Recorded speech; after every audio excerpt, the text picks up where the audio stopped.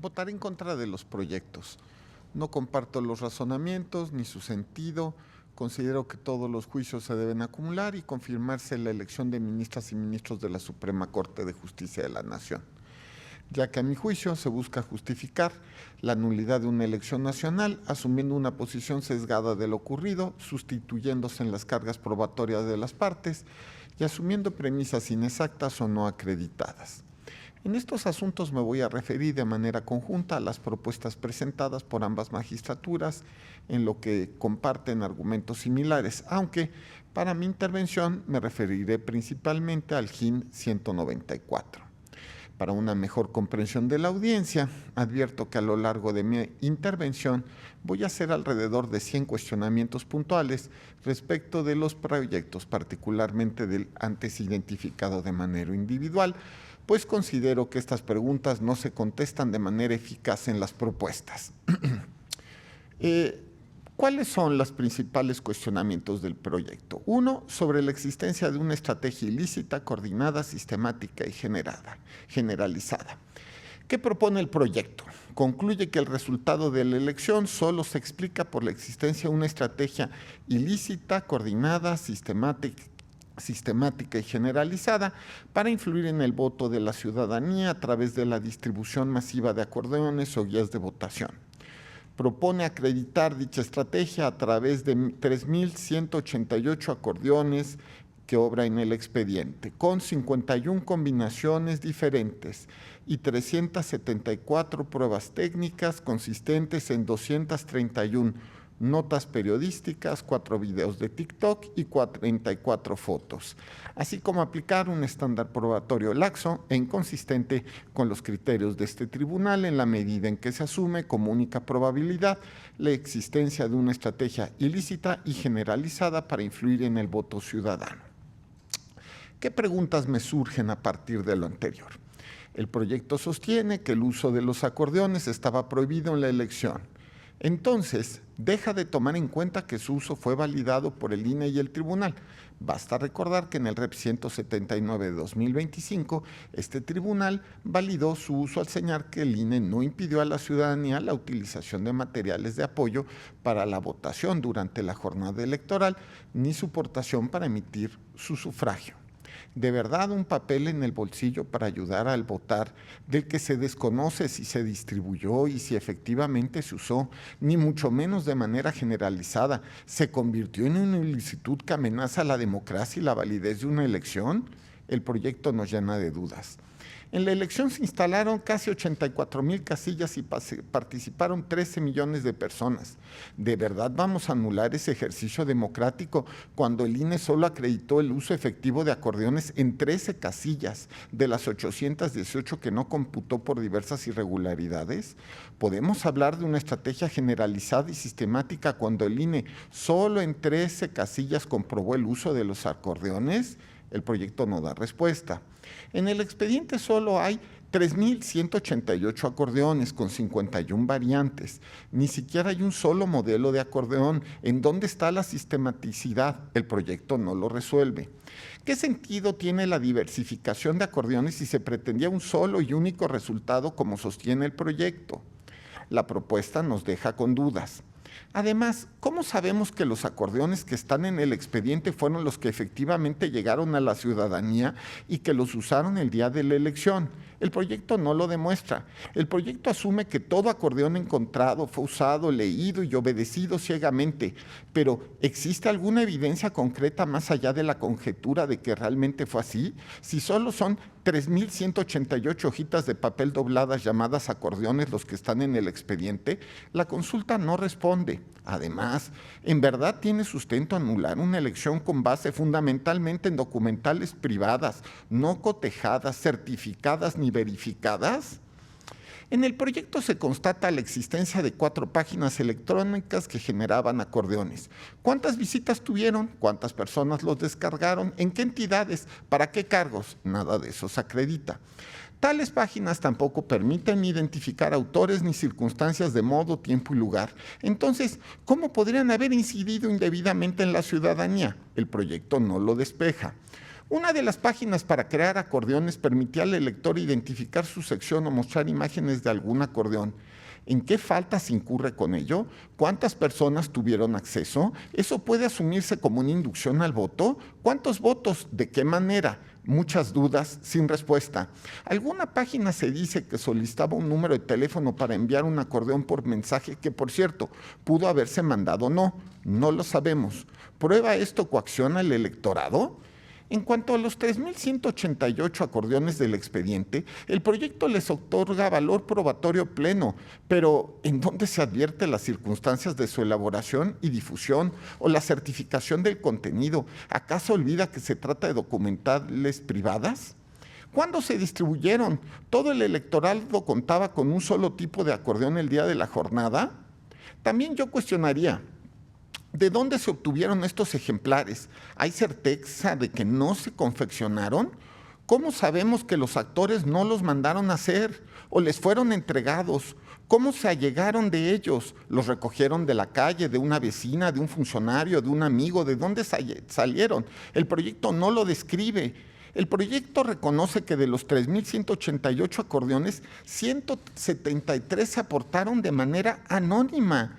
¿Qué certeza hay sobre esos documentos? ¿Qué valor tienen? ¿Quién los confeccionó? ¿De dónde salieron? ¿Realmente se elaboraron y repartieron antes de la jornada? ¿Nos vamos a basar para anular en documentos privados y anónimos? Se mencionaron 44 imágenes, entre fotografías, capturas de pantalla y de teléfonos, sin ningún elemento adicional más allá del mensaje que las acompaña. Ninguna permite valorar su contexto ni circunstancias de modo, tiempo y lugar. Aún así, se les está dando eficacia probatoria. Son pruebas técnicas que solo contienen supuestos acordeones y carecen, lo repito, de circunstancias de modo, tiempo y lugar. ¿Quién las hizo? ¿Dónde se sacaron? Las imágenes de supuestos acordeones son suficientes para determinar la existencia y distribución sistemática. ¿Acaso se corroboró su autenticidad? ¿No podrían ser una reproducción de los que tenemos en el original? ¿O de algunos otros acordeones o de algunas otras versiones? El proyecto no nos despeja esta cuestión. De las 219 notas periodísticas que analiza el proyecto, ¿se puede determinar exactamente cuántos acordeones existieron y se repartieron? ¿Se puede afirmar que se trató de una operación orquestada? De las 234 notas periodísticas que se incluyen y a las que se hace referencia, en las que se hace referencia a la supuesta distribución de acordeones en 7 entidades federativas, se trata de la Ciudad de México, Oaxaca, Nuevo León, Estado de México, Puebla, Michoacán y Morelos.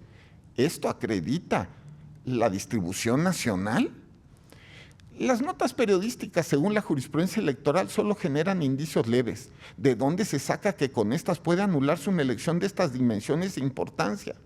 El proyecto afirma que en todas las entidades hay al menos un elemento probatorio. ¿Realmente vamos a acreditar la dispersión nacional de los acordeones con un solo indicio en cada estado? No se resuelven estas dudas. Entre otras contradicciones, el proyecto afirma que solo 167 pruebas generan indicios relevantes, pero posteriormente valora el total de los 374 medios aportados. Una contradicción interna que evidencia su poco rigor. ¿En verdad se piensa generar un precedente para anular elecciones con tal insuficiencia probatoria? 167 indicios leves y circunstancias de modo, tiempo y lugar para anular una elección nacional sin que se describan de manera puntual o razonable cómo es que se acredita la distribución nacional e ilícita. Se valoran 4 videos de TikTok con imágenes de acordeones. ¿Quién los hizo? ¿Están manipulados? El proyecto calla. Con estos también vamos a aprobar de manera plena la difusión sistemática y generalizada por todo el país con 4 TikToks. ¿Se identifica plenamente a las personas que aparecen en los videos? ¿Se tiene certeza de cuándo se grabaron y en dónde? ¿O nuevamente estamos ante meras especulaciones? ¿Se precisan cuántas vistas o qué alcance tuvieron esos videos como para hacer alguna valoración de su impacto? ¿Está acreditado el número de personas que usaron los acordeones que aparecen en los videos? El proyecto no lo analiza. Además, en el proyecto se valoran testimonios anónimos sin precisar su número que aluden a supuestas irregularidades, los cuales no se aportaron ante fedatario público como lo exige la ley. ¿Testimonios anónimos generan prueba? También se valoraron 6 conversaciones de WhatsApp, los cuales, suponiendo que son verdaderas conversaciones reales, ¿cómo es que se aportaron al expediente? ¿Hay autorizaciones de quienes participan en ellas o se trata de pruebas ilícitas? La consulta no lo despeja. Se alude también a la existencia de un chatbox en WhatsApp denominado Democracia Judicial que generaba acordeones, pero se omite precisar cómo se usó, cuántas personas lo consultaron. ¿Ello implicaba que las personas accedieran a votar en contra de su voluntad? El proyecto no lo resuelve. Por otra parte, respecto a la admisión del escrito de amicus curiae, ¿qué no debería ser un escrito de amicus curiae o amigo de la Corte neutral y aportar conocimientos técnicos? ¿Por qué se admite si lejos de proporcionar información imparcial, lo que pretende es la nulidad de la elección? De esta forma, todas las pruebas a que me he referido son documentales privadas. En verdad, en todo el país no se generó ninguna prueba contundente que diera cuenta de la supuesta estrategia ilegal, si es que fue sistemática y generalizada en todo el país. ¿Acaso los criterios de flexibilización de las pruebas y el análisis contextual implica la sustitución absoluta de las cargas probatorias y argumentativas de las partes, como se presenta en el proyecto? El proyecto afirma la existencia de una estrategia coordinada y sistemática. Sin embargo, en ninguna de sus 271 páginas logra acreditar quiénes o quién fueron los responsables. Y a pesar de eso, propone la nulidad. Entonces, mediante especulaciones se afirma la existencia de la estrategia ilícita sin probar la participación de servidores públicos o partidos políticos o candidaturas. Bueno, ¿y por qué no asumir que los elaboró la ciudadanía o una parte de esta y son lícitos? Pues de acuerdo al principio de validez de las elecciones. ¿A quién se los atribuimos? ¿Fueron los gobiernos? ¿Fueron partidos políticos? En su caso de oposición, ¿fueron oficialistas? ¿Fueron candidatos? ¿Fueron sindicatos? ¿Fueron empresarios? ¿Fue el crimen organizado? ¿Fueron las iglesias? ¿Fueron los poderes federales, estatales o municipales? ¿Quién hizo estos acordeones? Nada dice el proyecto. Como el mero hecho de que aparezcan en los acordeones candidaturas que resultaron posteriormente ganadoras acredita la coordinación maliciosa de entes públicos, sindicales, iglesias y partidistas para coaccionar a la ciudadanía. ¿Cómo? El proyecto deja de responder. El proyecto es contradictorio porque por una parte reconoce que no hay prueba plena de la participación de las autoridades y partidos y por otra acredita la vulneración a la neutralidad institucional. ¿Qué sentido tiene proponer dar vista al INE de la actuación de partidos y servidores públicos si no hay prueba plena de su participación y ya hay criterio reiterado en esta sala que eso no es procedente? ¿Es sostenible la admisión y valoración de un escrito de amigos de la Corte, amicus curiae, que no aporta elementos técnicos al juzgador, sino que fija una posición parcial y subjetiva para alcanzar la nulidad de la elección? ¿En verdad aceptaremos un amicus curiae en el que el compareciente presenta un posicionamiento parcial que asume la existencia de anomalías e irregularidades y que cuestiona la validez de la elección? ¿Eso es un escrito imparcial o técnico, como deben ser los amicus curiae? ¿De él en realidad no se advierte un sesgo subjetivo? El proyecto da un valor preponderante a los datos estadísticos aportados en el amicus curiae. ¿Es correcto cambiar la naturaleza del escrito de amigos de la Corte para convertirlo en un elemento de prueba? En el contexto narrado en el proyecto, ¿no será que el amicus curiae en realidad es un alegato encubierto? El proyecto vulnera el principio de igualdad procesal. ¿Por qué el amicus curiae asume una postura probatoria? Más que información técnica jurídica, lo que aporta es una pericial. ¿Cumple el estándar legal de prueba pericial que pretende atribuirse? ¿Desde cuándo son admisibles las periciales en asuntos relacionados con elecciones y sin dar vista a las partes posiblemente perjudicadas para que aleguen a lo que su derecho proceda? ¿No resulta sesgado un ejercicio estadístico que muestra supuestas correlaciones de datos sin considerar otras variables más complejas como perfiles, grupos sociales, afinidades políticas de quien suscribe el documento?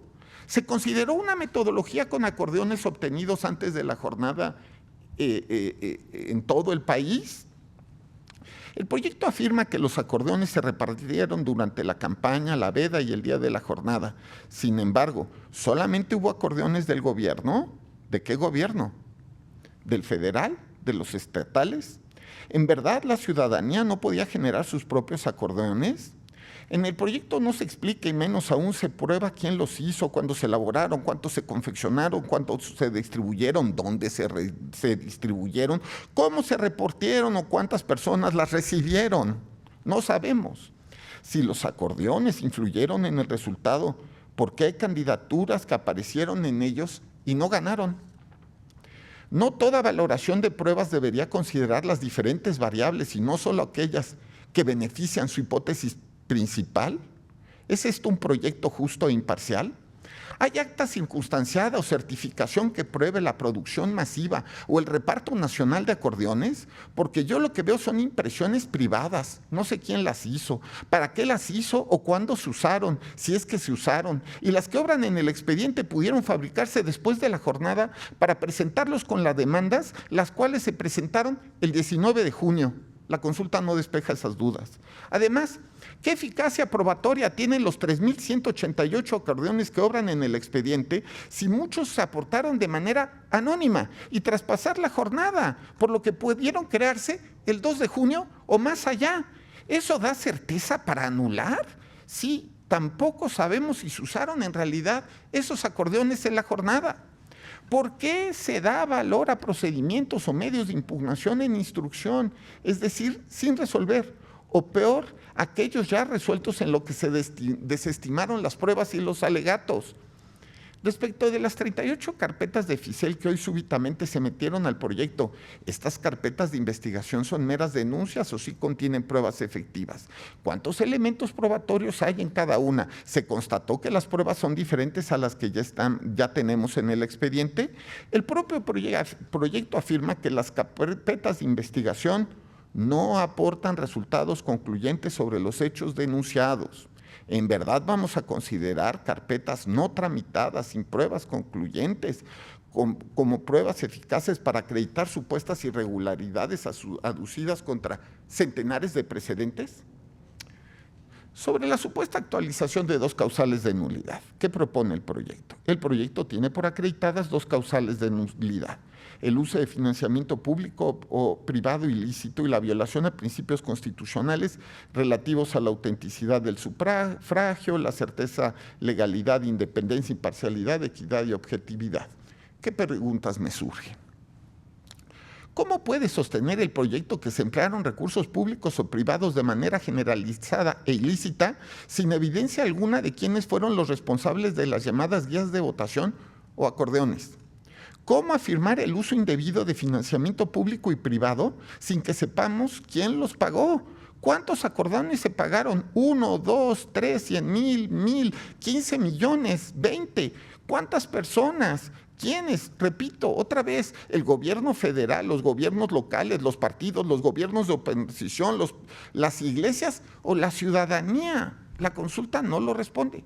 Si el proyecto propone la nulidad de la elección de los ministros y ministras de la Suprema Corte por financiamiento ilícito por estos acordeones, entonces se deberían anular todas las elecciones judiciales, incluidos el Tribunal de Disciplina, la Sala Superior, las magistraturas de circuito, los juzgados de distrito. Y sin embargo, ayer la Suprema Corte de Justicia en la Nación validó la elección de la Sala Superior, que sí vio la Suprema Corte que el proyecto no quiere ver. ¿Cómo se acredita la vulneración a la imparcialidad o a la neutralidad si no se probó ninguna intervención de servidores públicos ni de nadie en realidad? ¿Por meras especulaciones? ¿De qué forma los acordeones imponen a la ciudadanía el deber de votar concreta, específica e inmediatamente en la jornada electoral, según se afirma en el proyecto, si cualquier ciudadano pudo recibir un acordeón e ignorar su contenido? Es decir, ¿cómo se prueba que solo por cargar un acordeón se votó de esa manera? ¿Es sostenible afirmar, como hace el proyecto, que la votación sería consecuencia de la obediencia a directivas externas? No es una falacia pensar que millones de personas siguieron exclusivamente una lógica de obediencia o reproducción de listas que implicó una desviación sistemática del comportamiento electoral. Pierde la ciudadanía su capacidad de decidir libremente el sentido de su voto por haber recibido un acordeón en la mano, incluso si no lo comparte. ¿Es realmente posible, como sugiere el proyecto, que 13 millones votaran por un acordeón y nadie votara considerando la trayectoria, afinidad ideológica o conocimiento de una candidatura? El proyecto subestima la inteligencia ciudadana. ¿O acaso las 13 millones de personas que votaron son ovejas ciegas, sordas y acríticas? En verdad, ¿todo uso de acordeones resulta en una influencia indebida o una forma de coacción del voto? ¿Que no? La Corte Interamericana de Derechos Humanos ha destacado que es indispensable que se proteja y garantice el ejercicio de la libertad de expresión en el debate político que precede a las elecciones. ¿No son los acordeones también libertad de expresión y quizá facilitación del voto ante boletas, por cierto, muy complejas? ¿Hay algún elemento para distinguir estos criterios en la presente elección? El proyecto deja de calificarlo. ¿Son los acordeones ajenos totalmente al debate democrático? Si la misma Corte Interamericana también ha establecido que es preciso que todos puedan cuestionar e indagar sobre la capacidad de idoneidad de los candidatos, no se contesta. Sobre el carácter determinante de la supuesta irregularidad, ¿qué propone el proyecto? En el proyecto se concluye que la estrategia de distribución de acordeones de manera masiva es determinante cualitativa y cuantitativamente para el resultado de la elección. Para ello considera que la diferencia menor al 5% entre la candidatura ganadora con menos votación respecto de la siguiente candidatura no ganadora con mayor votación, la coincidencia entre nombres en acordeones y candidaturas ganadoras, la supuesta distribución masiva y con carácter nacional y la imposibilidad de que tal situación se haya generado por iniciativa o con libertad por parte de la ciudadanía de manera orgánica. ¿Qué preguntas me surgen? En principio, ¿cómo una supuesta irregularidad que no está plenamente acreditada puede ser determinante? El proyecto propone anular una elección bajo criterios laxos de prueba y de determinancia. Con ello no se está dejando de lado la jurisprudencia consolidada. Voy a leer algunos rubros que usualmente se utilizan. Nulidad de la elección, elementos o condiciones que se deben acreditar cuando se solicita por violación a principios o preceptos constitucionales. Sistema de nulidades, solamente comprende conductas calificadas como graves. Nulidad de la elección, factores cualitativo y cuantitativo del carácter determinante de la elección. Estas jurisprudencias existen desde hace años, han sido definidas por este tribunal y sobre las irregulares y determinan que las irregularidades invalidantes deben estar plenamente acreditadas y ser especialmente graves o sustanciales y determinantes cuantitativa o cualitativamente. La propuesta no responde. ¿O cómo se debe entender que sin tener probados los hechos respecto a irregularidades sustanciales o graves a principios constitucionales se invalida una elección? No conforme a nuestra más consolidada jurisprudencia, el sistema de nulidades solamente comprende conductas calificadas como especialmente graves y sustanciales, debiendo ser además determinantes. ¿Son los acordeones violaciones sustanciales a la autenticidad y libertad del sufragio? Si claramente la jurisprudencia precisa que se evite que una violación que pueda resultar accesoria, leve, aislada, eventual o incluso trascendente tenga por efecto indefectible la declaración de invalidez de la elección, ¿no debería valorarse si los acordeones resultan eventos de esa naturaleza? ¿Dónde está la presión o la influencia indebida en el voto de la ciudadanía en el presente caso cuando no hay una sola prueba de un solo ciudadano identificable que haya sido presionado o inducido al voto por un acordeón? ¿De dónde el proyecto concluye que los resultados implican una falta de correspondencia con la voluntad de las personas que sufragaron? ¿Cómo se acredita la coacción, presión o influencia? Y reitero, ¿de qué forma? ¿Quiénes y en qué momento buscaron limitar o inhibir al electorado en su derecho a decidir libremente en cómo emitir su voto? Y eso no se responde. ¿Cómo debemos entender que en esta elección existió influencia o presión en la voluntad ciudadana y que esta fue determinante? Basta la mera coincidencia incidental y no coherente en 51 tipos de acordeones que tampoco sabemos cuándo se hicieron ni si fueron utilizados, y el resultado electoral. Es preciso recordar que la nulidad de una elección implica desconocer millones de votos de la ciudadanía. Una determinación a la ligera como la que se propone afectaría la participación del pueblo en la vida democrática. ¿En verdad es lo que queremos lograr? Si no tenemos suficiente evidencia de la existencia y la ilicitud de la conducta, ¿no debería prevalecer el principio de conservación de los actos válidamente celebrados, como se ha hecho en infinidad de precedentes, tal como lo sostiene la jurisprudencia? Desconocer este principio no contradice la objetividad, legalidad, imparcialidad, seguridad y certeza, y afecta el derecho al voto activo y pasivo de la ciudadanía al invalidar el voto emitido. Ahora bien, como sorprendentemente se propone en el proyecto, es válido modificar el parámetro constitucional del 5% de diferencia de votación entre el primero y segundo lugar para considerar dicha diferencia entre los ganadores menos votados y los perdedores más votados. Es decir, se puede aplicar una causal de nulidad de elección inventando supuestos no contemplados en el artículo 99 de la Constitución, el cual precisa que las salas de este tribunal solo pueden declarar la nulidad de una elección por las causas que expresamente se establezcan en las leyes. ¿Eso es jurídico? Si el propio proyecto reconoce la ausencia de reglas claras sobre el uso de acordeones, ¿cómo presume que su uso o difusión de la elección fue una práctica sistemática y legal y además determinante de entidad tal que debe anularse una elección nacional? Ante este escenario, ¿por qué se pretende declarar la nulidad de la elección de la Suprema Corte si en decenas de precedentes ya hemos confirmado en medidas cautelares, procedimientos sancionadores, juicios y elecciones en lo que se ha alegado el uso de acordeones? La propuesta no dilucida estas cuestiones. Por primera vez tendremos un presidente indígena en la Suprema Corte de Justicia de la elección con más de 6 millones de votos. ¿De verdad se pretende anular la elección por acordeones que no se acredita su distribución?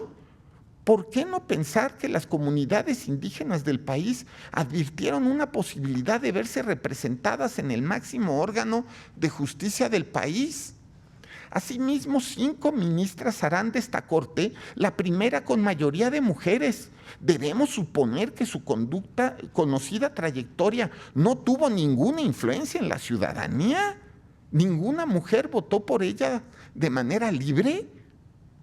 Sobre la sentencia exhortativa. El proyecto, sobre pretexto de la integridad electoral, establece un apartado sobre propuestas de mejora a la elección de personas juzgadoras. ¿En verdad es una función de este tribunal hacer propuestas de mejora legislativa sobre procesos electorales en sus sentencias?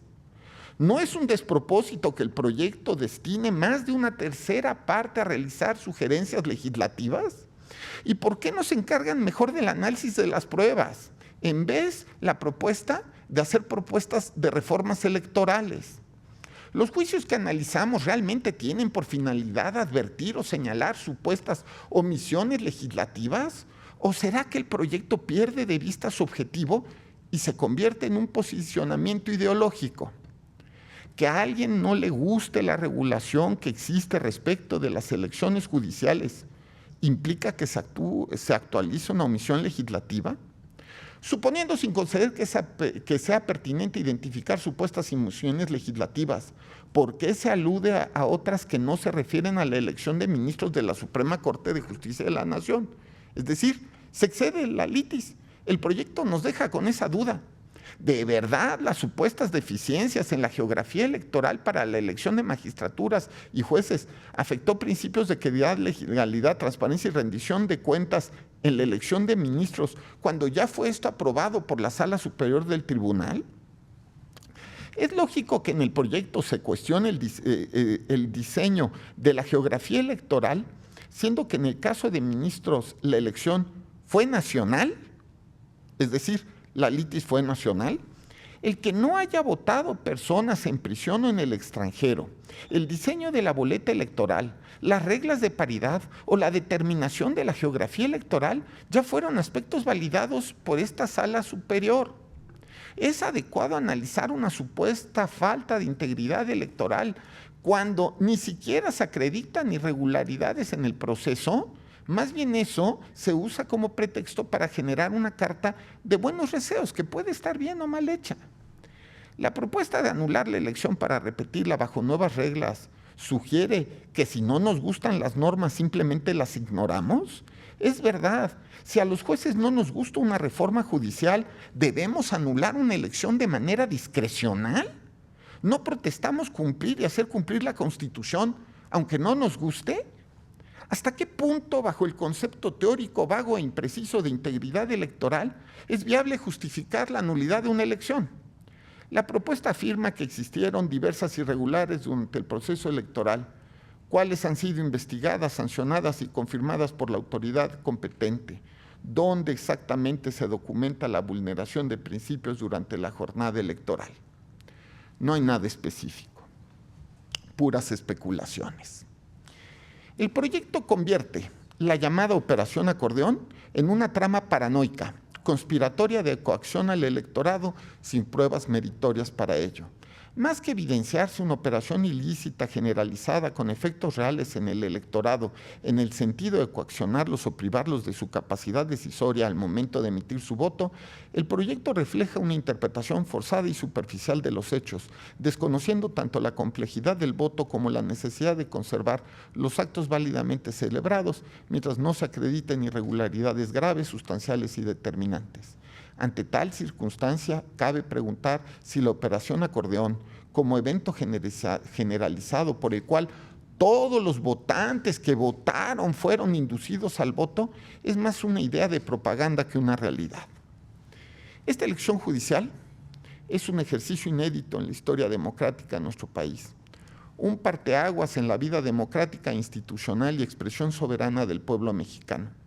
Somos el primer país del mundo en que la ciudadanía tiene la posibilidad de elegir a todas las personas juzgadoras, lo que representa la ampliación significativa de los derechos político-electorales de la ciudadanía. Más allá de opiniones personales sobre la reforma judicial, el juez obedece la Constitución, la cual manda que en esta elección se debe actuar de manera imparcial. Para este proceso electoral se instalaron 83.996 casillas en todo el país. Solo 16 no se instalaron, un récord extraordinario. Participaron 64 candidaturas para elegir 5 ministras y 4 ministros. El día de la jornada electoral participaron casi 13 millones de personas, lo que corresponde al 13.01 del listado nominal. Quienes juzgan los números a la ligera se equivocan. La participación de la ciudadanía debe aquilatarse en toda elección. La nulidad es la máxima sanción en el ámbito electoral. Solo se justifica en casos realmente extremos y graves, al acreditarse plenamente irregularidades que resulten determinantes. De otra forma, debe buscarse la preservación de la elección hasta el último intento, como se prevé en el principio de conservación de los actos válidamente celebrados, en jurisprudencia que existe y es obligatoria para este tribunal desde los años 90. Así, se preserva la voluntad ciudadana y se contribuye a la estabilidad del sistema democrático. De otra forma, desvirtuamos la función judicial y la convertimos en un acto político encubierto de una valoración probatoria o en una interpretación constitucional. Lo he dicho de manera reiterada, este innovador proceso electoral puede requerir ajustes, pero estos no deben usarse como pretexto para invalidar una elección, sin que el proyecto logre desvirtuar la validez de la elección. La propuesta se reduce a especulaciones, conjeturas y suposiciones sin prueba plena. En definitiva, en un sistema constitucional, las sospechas no pueden sustituir a la voluntad de la ciudadanía. Desconoce el proyecto que la nulidad es la última de las opciones del juzgador electoral. Esta sala superior, desde 1996 hasta el día de hoy, ha decretado la nulidad de una elección solo en 73 casos. De los cientos de miles de sentencias que hemos emitido, solo 73 expedientes han llevado a la nulidad. Eso es el 0.027% de los expedientes que se nos presentan. De estas sentencias destacan 57 sobre la renovación de ayuntamientos, 4 diputaciones federales, 3 de gubernatura y 1 diputación local. Se han validado elecciones complejas en las que se alegaron irregularidades graves, como la incidencia del crimen organizado, y esta Sala Superior ha considerado, siguiendo nuestra jurisprudencia, que a falta de pruebas ante irregularidades que no resultan graves o determinantes, deben preservarse los actos válidamente celebrados y protegerse la voluntad popular mayoritaria. Incluso en una elección presidencial con una diferencia mínima entre el primero y segundo lugar, a pesar de que se acreditaron violaciones graves, entre otras, campaña negra, intervención ilícita del Ejecutivo Federal, uso de programas sociales e intervención de sujetos empresariales, se optó por la validez. Esto es, en todos los precedentes, o casi en todos los precedentes, salvo 73 casos en casi 30 años de existencia del tribunal, hemos reiterado que la defensa de la soberanía expresadas en las urnas supone asumir con la más alta responsabilidad que la invalidez de una elección es una medida realmente excepcional. En ese sentido, el proyecto desconoce todos los precedentes y la línea jurisprudencial de esta Sala Superior, en el sentido que la nulidad de una elección debe ser la última opción a considerar, pues se debe preferir la conservación de los actos celebrados y que para tener por actualizada la causal de nulidad, esto debe ser determinante para el resultado de la elección. Incluso, asumiendo la existencia de acordeones y que las personas acudieron a votar a las urnas con este tipo de guías de votación, el proyecto omite analizar que la votación fue pacífica y secreta. Es decir, la ciudadanía tuvo plena libertad de votar por las opciones de su preferencia sin que en el proyecto se desvirtúe en forma alguna esa garantía de libertad y autenticidad de la elección. La integridad electoral estuvo asegurada. Por tanto, ante la ausencia de pruebas que acrediten irregularidades graves y determinantes y ante la ausencia de los argumentos, considero que debe declararse la validez de la elección porque no se logra derrotar que el voto haya sido inducido o coaccionado, como lo pretende hacer la propuesta. Gracias.